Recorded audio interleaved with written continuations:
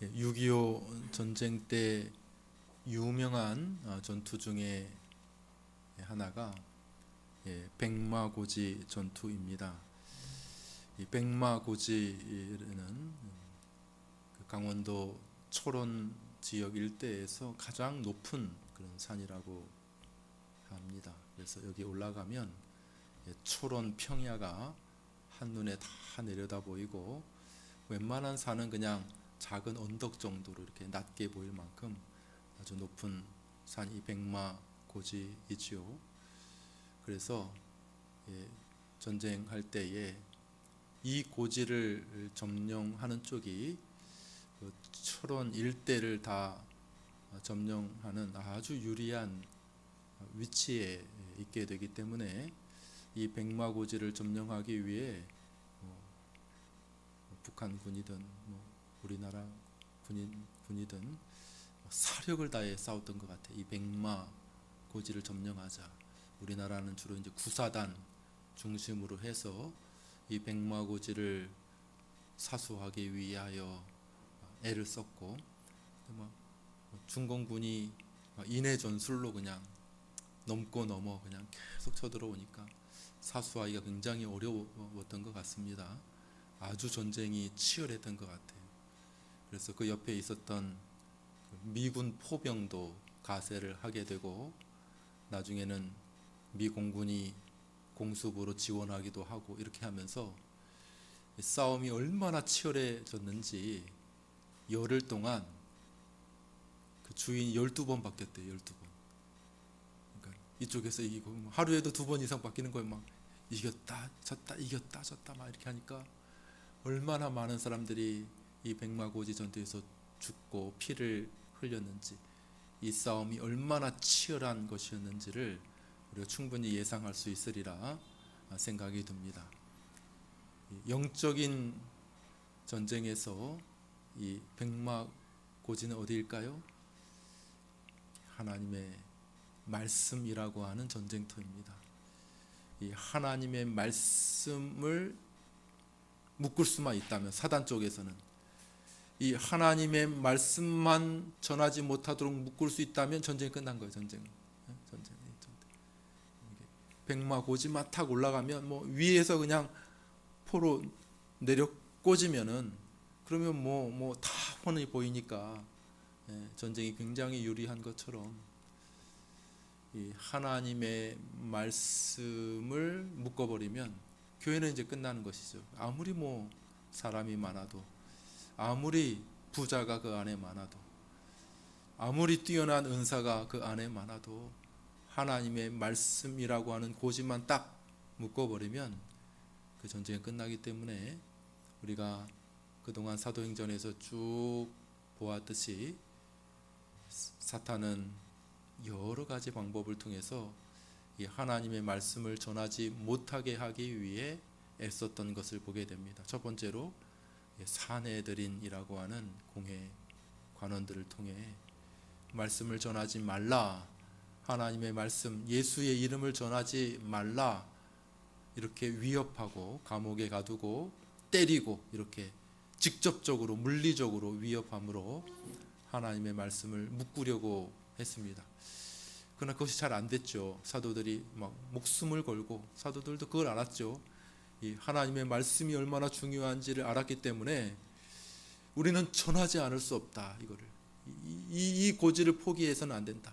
막 중공군이든 한국군이든 그 백마고지를 점령하는 쪽이 이기니까 그냥 그 일대를 다 차지할 수 있으니까 사활을 걸고 그냥 이 백마고지를 향해 달려들었던 것처럼, 포기할 수 없었던 것처럼, 사도들도 이 백마고지를, 영적인 백마고지 하나님의 말씀, 이 말씀을 전하지 않으면 안 된다는 사실을 알았기 때문에 생명을 무릅쓰고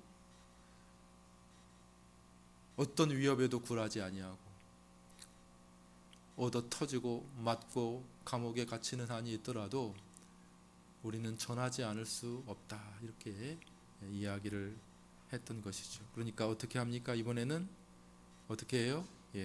여기 사도행전 6장에서 우리가 읽은 내용대로 지난주에 한번 살펴보았죠. 어떻게 합니까? 사탄이 교회 안에 여러 불만과 원망을 이렇게 일으켜서 가난하고 어려운 사람들을 이용해서 그들의 맑은 눈동자와 그들의 그 불쌍한 그 눈물이 뚝뚝 떨어지는 그 눈동자를 통해서 사도들이 하나님의 말씀을 전하는 일들에 좀 소홀해지도록, 우리 좀 구제 좀 해주십시오, 우리 좀 도와주세요, 우리 살기 얼마나 어려운 줄 아십니까? 이렇게, 아니 그 히브리파 그 과부들은 잘만 도와주던데 우리 헬라파 과부들은 왜 잘 도와주지 않는 것입니까? 이렇게 이야기함으로 사도들이 하나님의 말씀을 전하는 일들에서 발을 빼서 구제하는 일들에 좀 집중할 수 있도록 하려고 하는 사단의 전략이었죠. 근데 사도들이 알았어요. 사도들이 성령에 충만해서 당시에 너무 신령한 그런 사람들이어서 사단의 그 공격을 아주 잘 간파를 하지요. 아하, 이런 것이구나. 그래서 그들이 뭐라고 얘기합니까? 우리는 하나님의 말씀을 제쳐놓고 접대를 일삼을 수 없다. 우리는 하나님의 말씀을 제쳐놓을 수 없다. 여기에 이 사활을 좌우하는 전쟁이 진행 중인데 우리가 여기서 발을 빼면 안 된다. 이렇게 이야기를 하고, 구제하는 일들은 다른 직분을 세우죠. 집사라고 하는 다른 직분을 너희가 칭찬받고 성령이 충만한 그 집사님들 세워서 이 일들 감당하게 하자 우리가. 그리고 우리는 더 힘써야 된다. 우리는 이 고지에서 발을 빼게 되면 안 된다. 우리 교회는 무너질 수밖에 없다. 이렇게 이야기를 한 것을 보게 됩니다.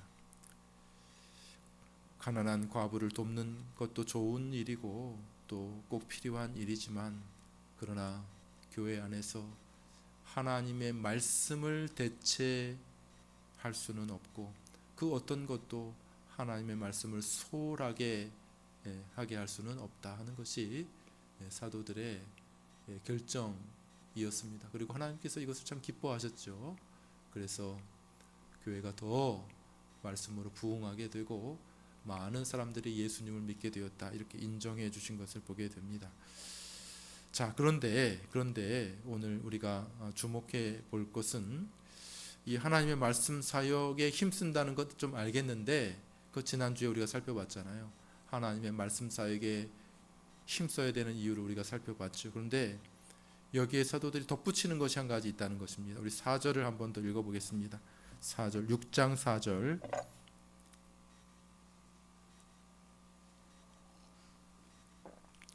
우리 한 목소리 읽어볼까요? 읽습니다. 시작. 우리는 오로지 기도하는 일과 말씀 사역에 힘쓰리라 하니. 말씀 사역에 힘쓴다라고 하는 것은 우리가 잘 알겠는데 왜 여기 한 가지가 더 있느냐는 거예요. 뭡니까? 한번 따라해 보세요. 기도하는 일에 힘쓰리라. 말씀 사역은 알겠는데 여기 기도하는 일은 왜 갑자기 나오는 것입니까? 이렇게 물을 수가 있겠죠. 기도하는 일과 말씀 사역에 힘쓰리라, 이렇게 사도가 이야기를 하는데, 기도는 여기서 뭡니까? 왜 기도를 굳이 여기서 이야기하는 것입니까? 좀 생뚱맞지 않습니까? 그 이유를 오늘 생각해 보려고 합니다. 중요한 것은 기도, 여기서 말하는 기도하는 일과 말씀 사역에 힘쓰겠다라고 하는 것은 여기서 말씀과 기도가 따로따로 떨어져 있는 것이 아니라고 하는 사실이죠. 여태까지 사단의 공격이 어디로 집중되어 있고 사도들이 어디를 사수하려고 하는지 우리가 분명히 알고 있었는데, 이 기도가 갑자기 뚝 떨어져 나간 것이 아니라 이 하나님의 말씀 사역, 이것이 전해지는 일들에, 이것이 효과적으로 전해지는 일들에, 이것이 전해지는 일들의 필수적인 일들이 바로 기도라고 하는 사실인 것이죠. 따로 별개가 아니고, 어떤 분 강의를 이렇게 들어보니까 말씀 사역과 떨어진 성령 사역은 위험하다, 뭐 그런 식의 강의를 하더라고요. 그렇죠. 말씀과 따로 떨어져서 성령 사역을 하는 순간 이제 성경적이지 못한 그런 어떤 신비주의, 성경적이지 못한 은사주의 뭐 이런 쪽으로 빠질 가능성이 굉장히 높습니다. 그래서 우리가 주의해야 될 것은 항상 말씀과 기도, 말씀과 성령이 이렇게 함께 가는 것이죠. 여기서 사도들이 우리가 기도하는 것과 말씀 전하는 것을 힘쓰리라라고 말할 때 이게 두 개가 따로가 아니라 하나님의 말씀을 바르게 전하기 위해서는 이 기도 없이는 안 된다는 거예요. 기도 없이 반드시 기도가 있어야 하나님의 말씀이 바르게 전해질 수 있다고 이야기하는 것과 같습니다. 왜 기도가 필요한가? 기도란 뭔가? 기도는 뭡니까? 사실은 기도는 뭐 도깨비 방망이처럼 뭐 금 나와라 뚝딱 하면은 금이 나오고 은 나와라 뚝딱 하면 은이 나오고 뭐 그런 것이 아니라 기도는 뭡니까? 기도는 하나님 도와주십시오라는 거 아닙니까? 기도라는 게 그죠? 나는 부족합니다. 하나님 도와주십시오. 하나님은 능력이 많지 않습니까? 그러니까 하나님의 능력과 우리를 연결시키는 것이 이 기도인 것이죠. 그러므로 이 기도한다는 말은 의미는 뭐냐? 하나님 도와달라는 것이죠. 왜 사도들이 그렇게 절실하게 구제도 뒤로 미루면서 기도하는 일과 말씀 사역에 힘쓰겠다고 말하는 것인지 그 이유를 우리가 몇 가지 생각해 보려고 합니다. 첫 번째 이유는 나의 부족함을 너무나도 잘 이해하고 있었기 때문이라는 것입니다. 저는 이 말씀을 준비하면서 한 가지 격언이 떠올라요. 격언 뭐냐 하면 계란으로 바위치기 그런 격언이 있다. 계란으로 바위치기. 자꾸 계란이 떠올라. 계란을 많이 먹어서 그런지 모르지만 자꾸 계란이 떠올라. 계란으로 바위치기. 계란이 얼마나 그 무슨 말입니까? 계란으로 바위치기. 계란으로 바위를 깨뜨릴 수 있다는 말입니까? 없다는 말입니까? 말도 안 된다는 거 아닙니까? 계란으로 어떻게 바위를 깨뜨려요? 말도 안 된다는 얘기죠. 그만큼 계란은 너무나도 약한 것 아닙니까? 약해. 바위는 단단한 반면에 이 계란은 아주 약한 것 아닙니까? 그죠? 계란은 그냥 잘못해가지고 그냥 툭 치기만 해도 그냥 깨지잖아요. 잘못해서 툭 떨어뜨리기만 해도 박살이 나버리잖아요. 아무리 힘껏 계란을 바위에 던진다 하더라도 바위에 뭐 흔적이라도 남습니까? 뭐 계란 노른자나 묻을까? 그 빗물로 싹 닦이면 어떻게 됩니까? 바위는 멀쩡해. 바위는 계란만 박살 난 거지. 그렇지 않습니까? 그런 것이죠. 그래서 사도들이 생각할 때에 우리가 얼마나 연약한가 하는 것을 그들이 깊이 알았기 때문에 우리로서는 안 됩니다. 하나님이 도와주십시오. 이렇게 기도했던 것이죠. 사도들은 인간적으로 볼 때 그렇게 대단한 사람들이 아니었습니다. 당시 사람들은 사도들을 뭐라고 불렀습니까? 저기 말꾀하네, 희한하다. 저 배운 바도 없는 저 학문도 없는 어부들 출신 아니야 저. 그런데 말을 꾀하네 이러면서 이상하게 여겼다는 것이에요. 사도들은 가방끈이 긴 공부를 많이 하고 아주 학식이 뛰어나고 사람들이 주목할 만한 경력과 커리어를 가진 것도 결코 아니었고 사람들의 이목을 끌 만한 어떤 능력을 가지고 있었던 것도 전혀 아니었다는 것이죠. 그들은 참 연약한, 평범한, 지극히 평범한 우리와 똑같은 그런 사람들이었습니다. 대부분은 어부였죠. 어부. 저도 성지순례를 갔었는데 갈릴리 호숫가에서 배를 타고 이렇게 가면서 예배도 드리고 이렇게 했어요. 갈릴리에서 생각나는 게 하나 있어요. 뭐냐면 베드로 고기 먹었던 게 생각이 나요. 베드로 고기 꽤 크더라고요. 한 팔뚝만에 이렇게 꽤 커요. 한 마리만 먹어도 꽤 배부르더라고요. 이게 뭐예요? 그러니까 베드로 고기래. 베드로. 베드로가 어부였어요. 어부. 거기서 갈릴리 호수, 워낙 크니까 이제 바다라고도 부르긴 하는데 아마 한 배 타고 한 건너가려면 한 30분은 가야 될 거예요. 바다라고도 얘기하지만은 사실은 호수지만은 꽤 큰 그런 호수인데, 거기 인근의 사람들은 다 어부야 다. 왜냐하면은 꽤 크니까 그것을 중심으로 해서 업을 가지고 살아가는 사람 아닙니까? 바닷가에 사는 사람들은 대부분 어부겠죠, 그죠? 시골에 사는, 농촌에 사는 사람들은 다 뭐 농사를 짓는 것이죠, 대부분, 그죠? 특별하지 않는 다음에야 뭐 거기 이렇게 면에 서기도 하고 뭐 이런 사람들도 있겠지만 대부분은 농사를 짓고 대부분은 고기를 잡는 것과 마찬가지로 갈릴리 근처에 살았던 이 베드로와 또 나머지 예수님의 제자들 다 어부 출신 그냥 뭐 평범한 그런 사람들이었던 것이죠. 그러니까 뭐 사람들에게 이목을 끌 만한 대단한 인물들이 아니었다는 것이죠. 종교적인 배경도 훨씬 더 뛰어난 사내들인 공예가 있잖아요. 대제사장, 제사장, 서기관, 일평생 뭐 종교에서 떨어지는 부스러기를 먹고 밥을 먹고 살았던, 성경을 연구하고 성경을 필사하고 살았던, 긴 옷을 입고 화려하게 꾸미며 살았던 그런 사람들에 비해 자기 자신은 그런 것도 전혀 없는 그런 사람들이 어떻게 이 사람들을 설득해 예수님을 믿게 할 수 있겠습니까? 너무나도 스스로 부족하고 연약하다고 느꼈을 것입니다. 그런 자신들 앞에 너무나도 큰 그런 그 일들이 닥쳐 있는 것이죠.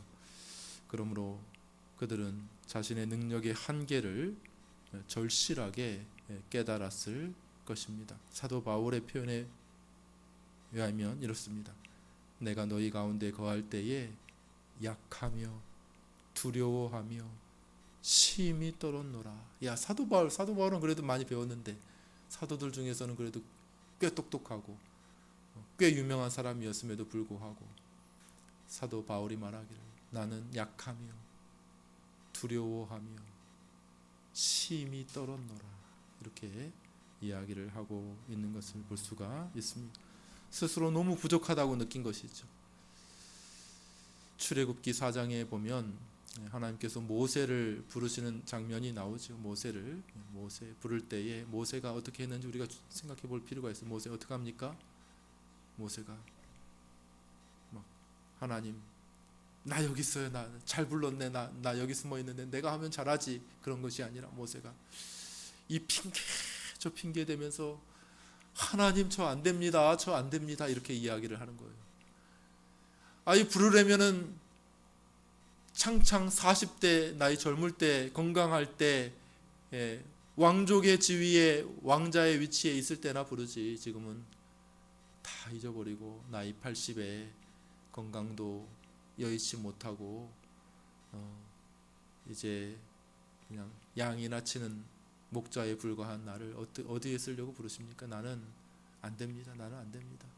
나는 이제 사람들 만난 지도 오래돼서 모세의 표현입니다. 혀가 뻣뻣해. 나는 말을 잘 할지 못합니다. 혀가 뻣뻣하다는 거예요. 혀가 뻣뻣하다. 원어적인 의미. 나는 혀도 뻣뻣하고 말도 잘 못합니다. 야, 그 혀 누가 만들었냐? 그 입 누가 만들었느냐? 언어 누가 만들었느냐? 아이, 그래도 하나님 보낼 만한 사람 좀 보내십시오. 안 됩니다. 이렇게 하니까 하나님께서 결국은 어떻게 합니까? 화를 내서 내 형 아론이 있지 않느냐? 아론 붙여주고 여기 하나님의 능력의 지팡이도 지어주고 이렇게 해서 하나님께서 모세를 부르시는 그런 장면을 생각해 보십시오. 부족하다고 느낍니다. 너무 부족하다. 연약하다. 이렇게 느끼기 때문에 그들이 기도하지 않을 수 없었다는 것이죠. 스스로 모든 일들을 할 수 있었다면 기도 없이도 할 수 있었겠지만은, 그러나 내가 너무 부족하다고 사도들이 느꼈기 때문에 하나님 앞에 더 메어 달려 기도하는 일에 힘쓰지 않을 수 없었다는 것이죠. 두 번째로 이 계란만 문제가 아니라 이 바위도 문제네. 바위. 계란이 한없이 연약한 것도 문제지만은 이 바위가 얼마나 단단한지 몰라요. 바위가. 그러니까 바위도 문제야.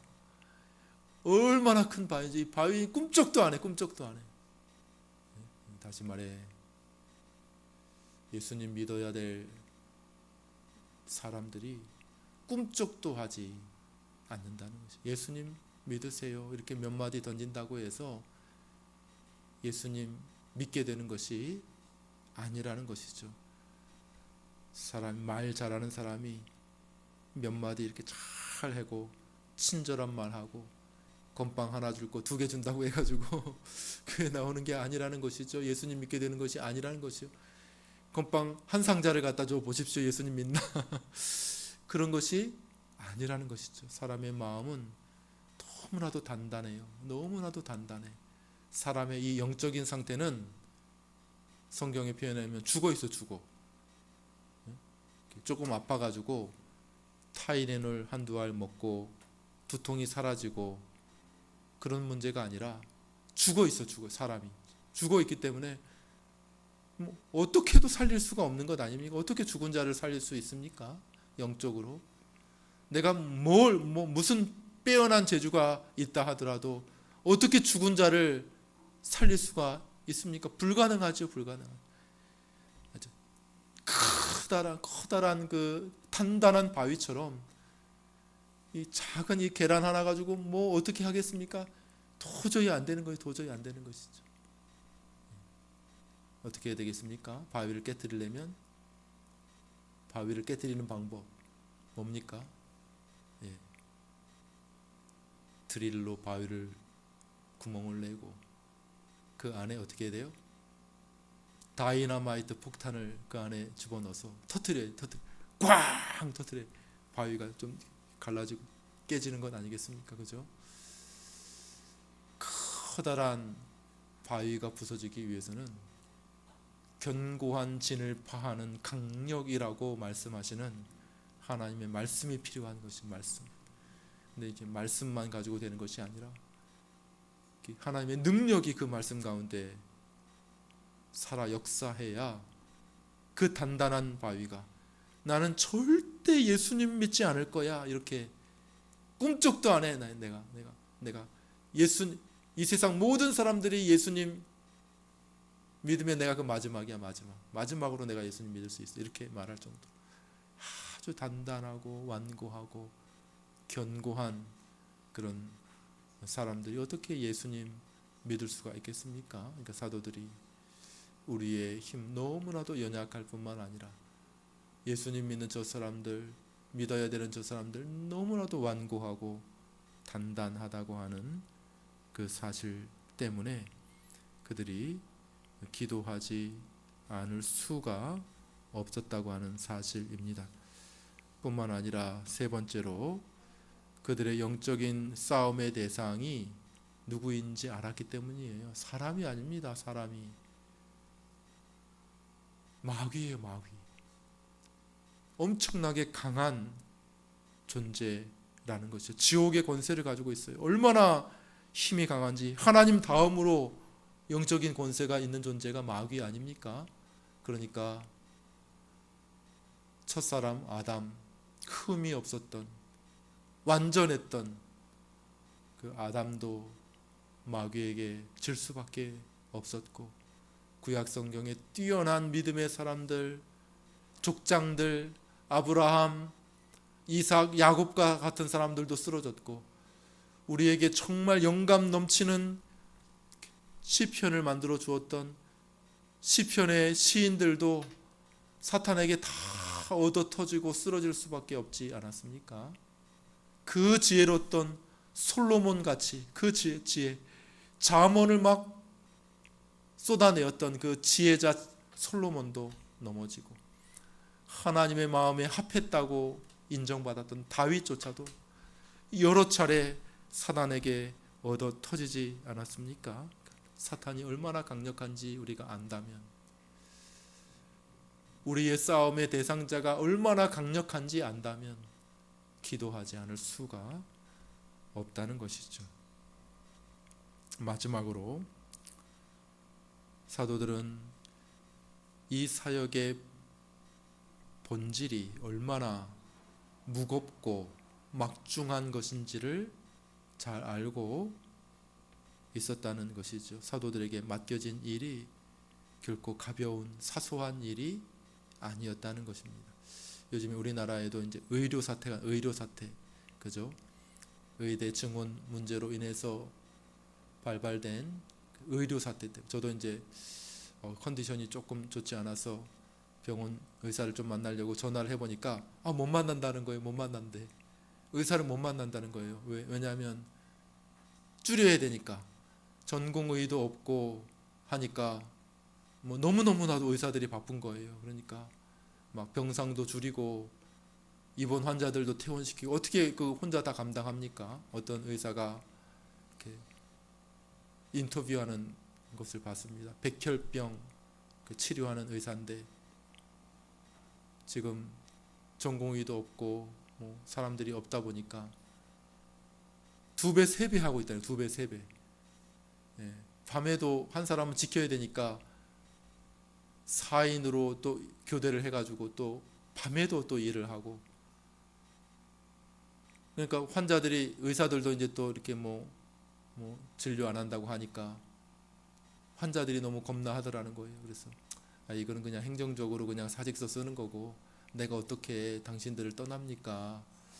내가 진료를 멈추는 순간, 치료 멈추는 순간 여기 대부분은 죽을 텐데 그렇게는 못하지요. 이렇게 하면서 환자들을 안심시켰다는 거예요.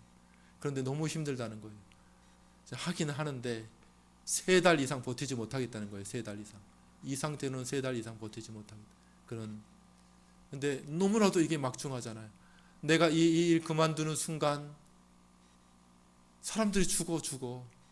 그 중환자들은 다 죽을 수밖에 없잖아요. 그러니까 어떻게 그 일들을 그만두겠느냐는 것이죠. 근데 사도들이 생각할 때 이 복음의 사역이 하나님의 말씀을 전하는 이 사역이 결코 가벼운 것이 아니었다고 하는 사실이죠. 그냥 아픈 사람 조금 덜 아프게 하거나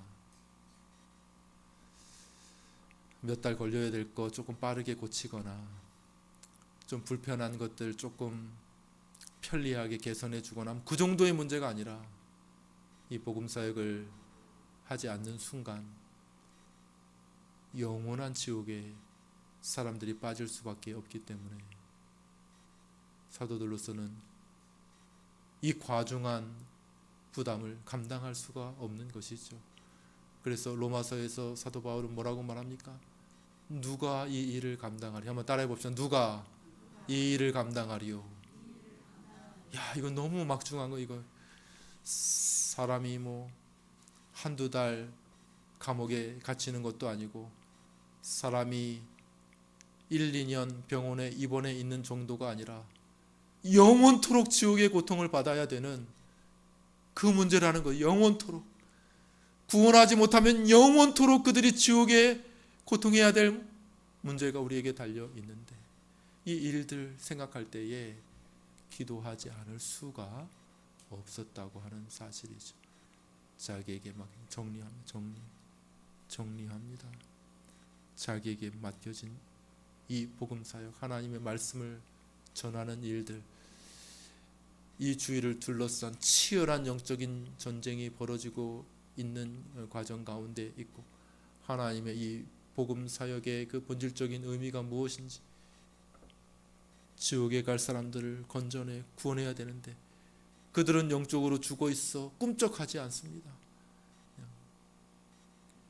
그 철로역정의 표현에 의하면 늪이 그들에게 있어. 늪이 그들에게 엄청난 늪. 그래서 하나님은 오래전부터 선지자와 사도들을 통해서 방대한 양의 진리를 그 늪에 쏟아부었는데 여전히 늪이야. 뭐 그렇다는 거예요. 철로역정에 의하면 그래요. 그러니까 사람들이 구원받는 것은 너무나도 어려운 일이라는 겁니다. 요즘만 그런 게 아니라 옛날에도 마찬가지예요. 요즘도 분석을 합니다. 요즘에도 왜 사람 전도가 안 될까? 지난번에도 어떤 목사님이 오셔가지고 참 전도가 너무 어렵습니다. 힘듭니다. 수천 장을 뿌려도 전화 한 통화 안 오네요. 막 이렇게 얘기하더라고요. 그래서 전도가 너무 어렵다는 거예요. 전도 어려운 이유를 분석을 합니다. 이유를 이야기하기를. 사람들이 너무 과학적이 되었다는 거예요. 너무 이성이 깨어났다는 거예요. 스마트폰이 우리의 대적이라는 거예요. 스마트폰. 어떤 분은 그렇게 말씀하시더라고요. 스마트폰. 하도 사람들이 스마트폰을 하니까 스마트폰이 우리의 대적이 되었다는 거예요. 뭐 여러 가지 진단과 원인과 분석이 있을 수 있겠지만, 그러나 예수님 믿지 않는 것은 오늘날의 문제만은 아닙니다. 한번 따라해 볼까요? 어리석은 사람은 그 마음에 이르기를 하나님이 없다 하도다. 언제 쓴 거예요? 엊그저께 뉴스가 아니라 3000년 전에 다윗이 쓴 거예요. 3000년 전에. 3000년 전에도 그런 사람이 있었네. 3000년 전에도. 그 사람들만 어리석어서 그런 것이 아니라, 어리석은 사람은 그 마음에 이르기를 하나님이 없다 하도다. 이것은 어떤 지성적인 문제가 아닙니다. 요즘 사람만 그렇게 생각한다는 것이 아닙니다. 3000년 전에도 그렇다는 거예요. 3000년 전에도. 이게 영적인 문제입니다. 영적인 마음의 문제입니다. 마음이 부패해 있어요. 마음이 하나님을 알지 못합니다. 죽어 있습니다. 그렇기 때문에 아무리 진리를 전해도 사람들이 그 진리를 들으려고 하지 않는 것이 문제인 것이죠. 그러므로 사도들의 결론은 그것이죠. 사도들, 우리는 하나님 말씀 전하는 이 일들을 포기할 수 없다. 그렇지만 이 말씀 바르게 전하는 일은 하나님이 도와주셔야 된다. 하나님이 역사하셔야 된다. 기도하는 일에 힘쓰리라. 사도들이 그렇게 결론을 내리고 있는 것이죠. 이 복음 전하는 일은 단지 사람들의 작은 재치로 될 수 있는 것이 아니죠. 요즘에 재치, 오락적인 것들 섞어서 하면 되지 않겠는가? 연예인들 좀 불러서 사람들 좀 모을 수 있지 않겠는가? 좀 이렇게 재미있게 하면 괜찮지 않겠는가? 뭐 이렇게 오락적이고 뭐 재능, 재치를 섞어서 복음을 전하면 예수님 믿을 것처럼 이렇게 생각하지만, 그런 문제가 아니라 본질적으로 이것이 계란으로 바위치기와 같은 너무나도 힘들고 어려운 일이라고 하는 사실을 성경은 우리에게 말씀하고 있는 것이죠. 그러므로 사람의 능력으로 불가능하고, 오직 누구만 하실 수 있어요? 하나님만 하실 수 있음을 믿으시기를 바랍니다. 성경에는 이런 일들이 너무나도 많잖아. 이런 비유들이 뭐예요? 대표적인 건 오병이어. 그 오병이어로 5,000명을 먹였는데, 그 여자 아이들까지 다 합치면 수만 명을 먹었는데, 오병이어가 뭐예요? 어린아이 도시락 아닙니까? 도시락. 이 어린아이 도시락이 그 많은 사람들에게 얼마나 되겠습니까? 그게 뭐 먹거리가 되겠습니까? 그들의 배를 채울 수가 있겠습니까? 이 오병이어가. 아이고 꾹꾹 밟아 담았습니다. 뭐 이러면 더 많이 먹을 수 있겠습니까? 그게 아니잖아요. 너무나도 초라한 것이죠. 너무나도 초라. 계란으로 바위치기와 같이 너무나도 초라한 것 아니겠습니까? 그러므로 우리의 결론도 같기를 바랍니다. 어렵습니다. 전도하는 건 어렵습니다. 어떻게 보면 사실은 불가능한 일을 하는 것이죠. 전도한다는 것은 계란으로 바위치기 이상의 불가능한 일입니다. 죽은 자를 살려내는 일이, 지옥에서, 저 지옥 구덩이에서 건져내는 일이 어떻게 사람의 능력으로, 힘으로, 지혜로 가능하겠습니까? 하나님의 도우심과 역사가 있어야 될 줄로 믿습니다. 사도들은 이것을 너무나도 알았어요. 이것을 너무나도 확신했어요. 그러므로 그들이 어떻게 했다고요? 기도하는 일과 말씀 사역에 힘쓰리라. 이건 너무나도 당연한 결론일 수밖에 없는 것이죠. 기도하는 일과 말씀 사역에 힘쓰는 저와 여러분들 되시기를 주님의 이름으로 축원합니다. 기도하겠습니다.